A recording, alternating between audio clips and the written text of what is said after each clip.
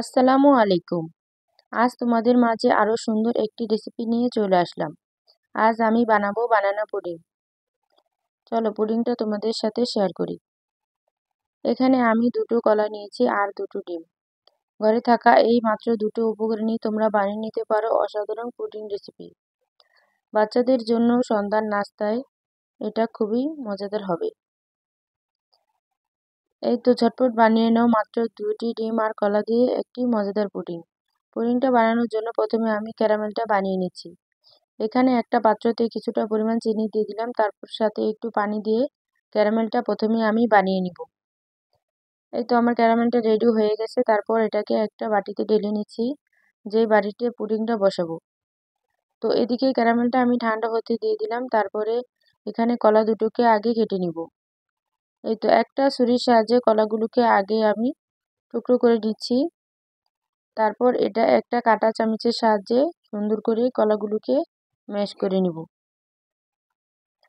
কলাগুলোকে আগে ভালোভাবে গলিয়ে নিচ্ছি। এই তো পুরো কলাটা আমার গলানো হয়ে গেছে। দেখো সুন্দরভাবে আমি কলাগুলোকে ম্যাশ করে নিয়েছি। এবার একটা পাত্রতে এই তো আমি এখন ব্লেন্ডারে জারে দিয়ে দিলাম চিনি আর এখানে দুটো ডিম। প্রথমে এগুলোকে আমি একটু ব্লেন্ড করে নিয়েছি। তারপর এর ভিতর দিয়ে দিলাম 1 মগ পরিমাণ দুধ। দেখতে তো পেলে আমি কোন মগে দুধ দিলাম, তো তোমরা তোমাদের পরিমাণ মতো দিয়ে নেবে। এখন আমি ম্যাশ করে রাখা কলাটা সেই দুধের সাথে মিশিয়ে দিলাম। এরপর এটাকে একটু ব্লেন্ড করে নিব। তো এখানে আমার সবগুলো মেশানো হয়ে গেছে। তারপর এখানে দিয়ে দিলাম 1 চামচ ভ্যানিলা এসেন্স। তোমরা এখানে ভ্যানিলা এসেন্সের পরিবর্তে 1 চামচ লেবুর রস ব্যবহার করলেও হবে। তাহলে ডিমের কাঁচা গন্ধটা আর পাওয়া যাবে না। তো পুডিংয়ের মিশ্রণটা আমি সুন্দরভাবে ছেঁকে নিলাম। এরপর চলে আসলাম এটাকে চুলায় বসিয়ে দিব। এই তো চুলাতে একটা হাঁড়ি বসিয়ে তারপর কিছুটা পানি দিয়ে এখানে আমি দিয়ে দিলাম 2 পিস টিস্যু। কিছুটা দিলাম যাতে পুডিংটা নড়াচড়া না করে। তো তারপর পুডিংয়ের বাটিটা আমি বসিয়ে দিলাম। এই তো সুন্দর করে ঢাকা দিয়ে দিচ্ছি। এই তো চুলাটাকে আমি অন করে দিলাম। ফিরে আসলাম কিছুক্ষণ পর। পুডিংটা বানাতে আমার 1 ঘন্টা সময় লেগেছে। এটাকে আমি মিডিয়াম টু লো হিটে দিয়েছিলাম।